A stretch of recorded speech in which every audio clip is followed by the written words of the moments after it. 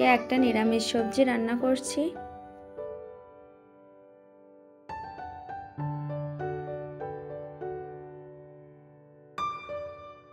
এজন্য প্রথমেই কড়াইয়ে সয়াবিন তেল দিয়ে কিছু সয়াবিন বড়ি ভেজে নিচ্ছি।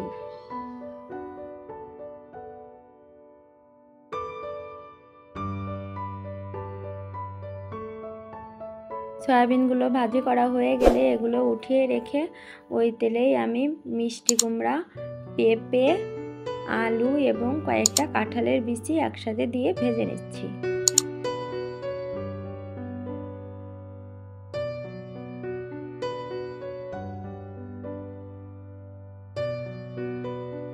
এই যে সব কিছু একসাথে এখন তেলের উপর দিয়ে দিলাম, হালকা নেড়েচেড়ে ঢেকে দিচ্ছি।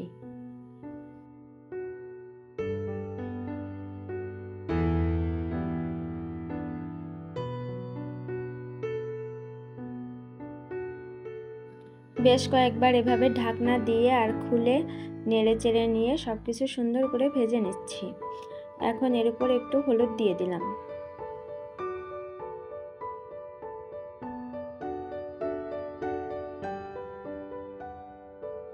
সবকিছু ভাজি করা হয়ে গেছে, এখন এগুলো আমি উঠিয়ে রাখছি।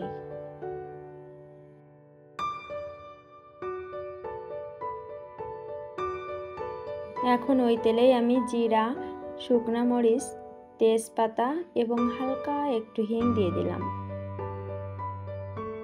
ফোড়নটা একটু ভেজে নিয়ে এতে ভেজে রাখা তরকারিগুলো দিয়ে দিচ্ছি। আবারও সবকিছু উল্টে পাল্টে নেড়ে দিচ্ছি। এখন 4 পিস চেরা কাঁচামরিচ দিয়ে দিলাম।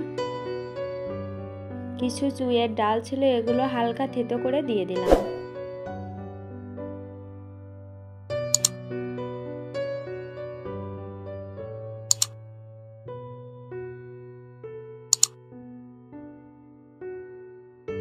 খুব সামান্য আদা বাটা দিয়ে দিলাম। এখন আবারও সবকিছু নেড়েচেড়ে একটু কষিয়ে নিচ্ছি।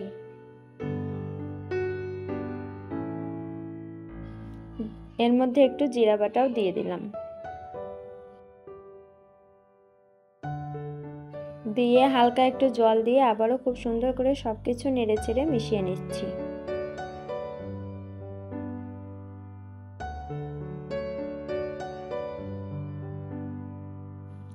কষানো হয়ে গেছে, এখন এতে পরিমাণ মতো গরম জল দিয়ে দিচ্ছি। তরকারিগুলো যেহেতু সিদ্ধ হয়ে গেছে তাই জলের পরিমাণটাও খুব বেশি দিচ্ছি না।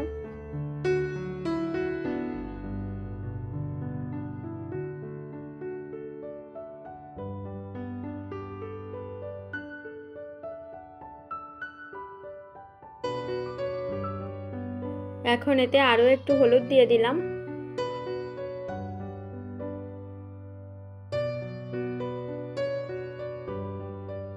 এতক্ষণ আমি লবণ দেইনি, তাই এখন পরিমাণ মতো লবণ দিয়ে দিচ্ছি। সয়াবিন বড়িটা যাতে লবণ লবণ না হয় এজন্য আমি এখন লবণ দিচ্ছি, এতে আগে কোনো লবণ দেইনি। রান্নাটা প্রায় শেষ হয়ে গেছে, এখন আমি এতে ধনে গুঁড়া দিয়ে দিলাম। ধনে গুঁড়া দেওয়ার পরেও 5 মিনিট জাল দিয়ে দিলাম। সব শেষে জিরা গুঁড়া এবং গরম মশলার গুঁড়া দিয়ে পরিবেশনের জন্য নামিয়ে নিলাম।